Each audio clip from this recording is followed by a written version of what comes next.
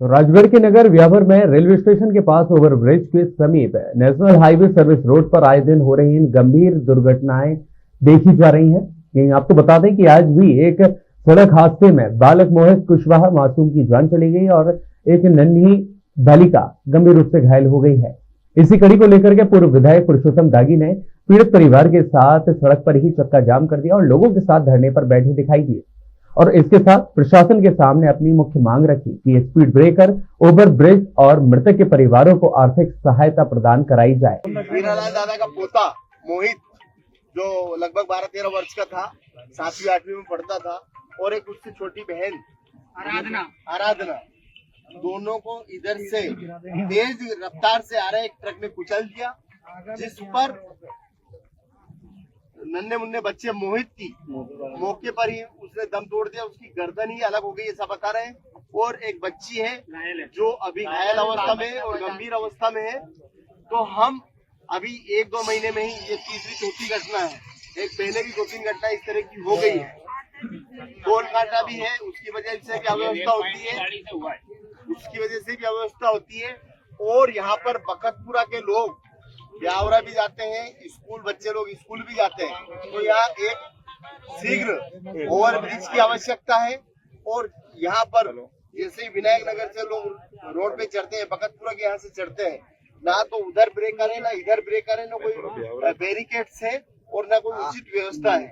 इसलिए हमारी मांग ये है कि हमें विनायक नगर से आने के लिए अंडर ब्रिज और इधर पार करने के लिए ओवर ब्रिज की मांग है हमारी, जब और वो कांटा हटाया जाए, ये हमारी मांगे हैं। जब तक हमारी मांगे नहीं मानी जाएगी मृतक के परिवार को 50 लाख रुपए मृतक के परिजनों को आर्थिक सहायता मिले। एक ही पुत्र था एक ही पुत्री थी जो भी गंभीर अवस्था में घायल है, परंतु कोई सुनने वाला नहीं है। आप देखें यहाँ पे दोनों तरफ चारों सर्विस रोड पर भी 2-2 किलोमीटर तक लंबी लाइन लग चुकी है, पर अभी तक प्रशासन का कोई नुमाइंदा यहाँ नहीं आया, कोई सुनने वाला नहीं है। मृतक के परिजनों को उस नन्हे मुन्ने मोहित, ये आप दादा देख रहे हैं हमारे, ये इनका पोता था, गरीबी हालत में अपना जीवन यापन कर रहे हैं और एक वही सहारा था मोहित ही। ऐसे में मृतक के परिवार को 50 लाख रुपए की राहत राशि दी जाए। जब भी एक्सीडेंट होते हैं प्रशासन कुछ समय के लिए चेतता है और वापस निद्रामग्न हो जाता है, तो उसके लेकर क्या प्रशासन ने कुछ भी नहीं, ये प्रशासन की लापरवाही है। यहाँ पे कितने एक्सीडेंट एक साल में कितने हो चुके हैं, इसकी उन्हें क्या रिपोर्ट दी, आपने क्या रिपोर्ट दी? जो ये रेक वाले का मामला है उनसे बात नहीं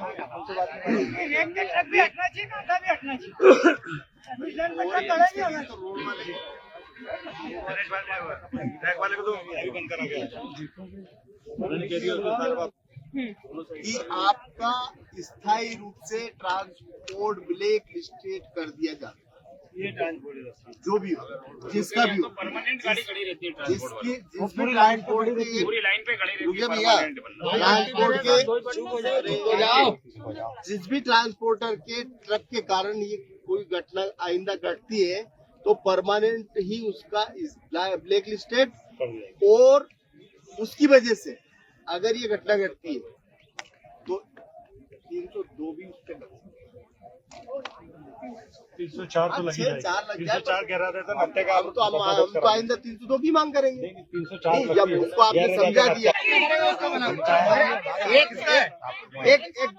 एक गरीब आदमी का मासूम पोता चला गया है ना भैया, रुक, एक गरीब आदमी का मासूम पोता चला गया, एक ही बेटा था, उसका तो घर ही उजड़ गया, उसका तो चिराग ही बुझ गया। हम अपने स्वार्थ में नहीं बैठे, ये बहनें हमारी आई है, ये इनका कोई स्वार्थ नहीं है, कोई धनगर समाज से, कोई राव समाज। मैं अपनी तरफ से मैं बात करती हूँ आपसे, मुझे भी कोई ऐसा स्वार्थ नहीं है कि मैं यहीं पर ब्यावरा में जिंदगी भर रहूंगी। ये मेरी भी कुछ लगती है, मालूम है ना मुझे, और ना मुझे अपना ऐसा है कि भैया सॉल्यूशन ना निकले तो पर वो दबाव वाली बात क्यों करते हैं? हम दादागिरी से हटा देंगे। तो आप बलाला पूरे जिले का मध्य प्रदेश मंदसौर में एक किसान मरा और सारे सभी पड़ गए वहाँ पे। अभी तो प्रमोशन पे है, एक घटना घट गया, प्रमोशन खत्म। आप मेरी बात समझो। गलत बात बोला उन्होंने, ये हम बर्दाश्त नहीं दादागिरी वाली बात चलाओ। आप कानून का काम करिए, हम गैर कानूनी काम करेंगे।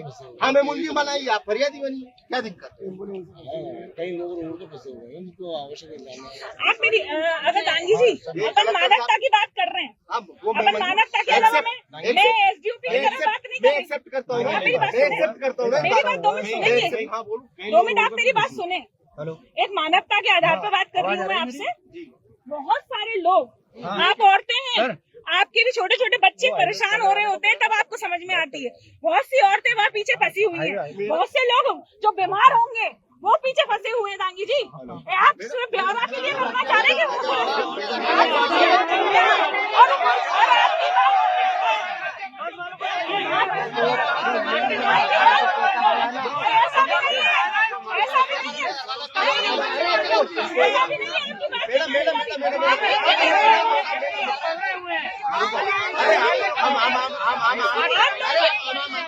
की बात भी मानी जा रही है ना सर, उसकी बात प्रॉब्लम है ना, फिर क्यों रोके हो? मेरा पोता लाके दे दीजिए।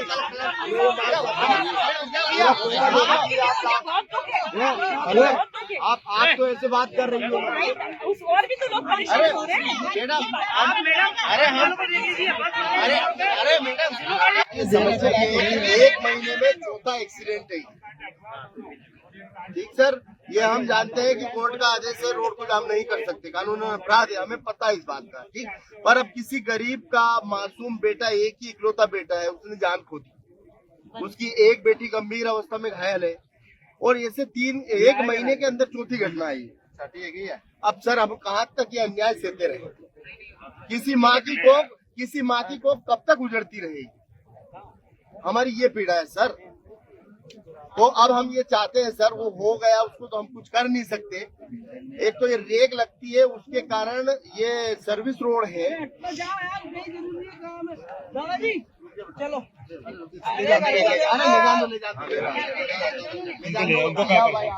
वो एक ये रेक लगती है, उसके कारण सर्विस रोड पे दोनों साइड ट्रक खड़े रहते हैं।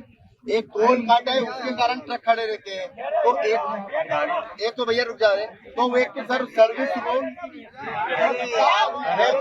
स्थित और सुरक्षित रहे, और वहाँ पे जहाँ अधिक से अधिक ब्रेकर बन जाए सब जगह, और एक भैया यार एक टोल काटा हट जाए, दूसरा एक और रेक लगे, तो एक भी ट्रक अब आइंदा सर सर्विस रोड पे ना रहे। और जो ट्रांसपोर्ट एसडीएम साहब बता रहे हैं कि उनको नोटिस देंगे, नोटिस के साथ मेरा ये निवेदन है कि उसमें ऐसी एक लाइन भी डाल दी जाए कि उनको हमेशा के लिए ब्लैक लिस्टेड कर दिया जाए जिस ट्रांसपोर्टर के कारण। दूसरी डिमांड हमारी ये है कि यहाँ पे सर ओवर ब्रिज बनना चाहिए, मतलब जो जैसे रेलिंग का रहता है ना, वहाँ पे जेपी स्कूल के यहाँ लगा है, वो भी भारी समस्या है। विनायक नगर और बकतारपुरा उसका प्रपोजल भी आपके द्वारा सर चला जाए। तीसरा हमारी ये है कि सर मृतक के परिजन को क्या सहायता, हमारी तो 50 लाख की मांग है, पर एक बेटा मर गया है, तो आप क्या करवा सकते? तो सर आप एक्सीडेंट में अपन क्या करेंगे, कितना अपन आर्थिक सहायता अपन कर पाएंगे? जी सर, लगभग सर संभावना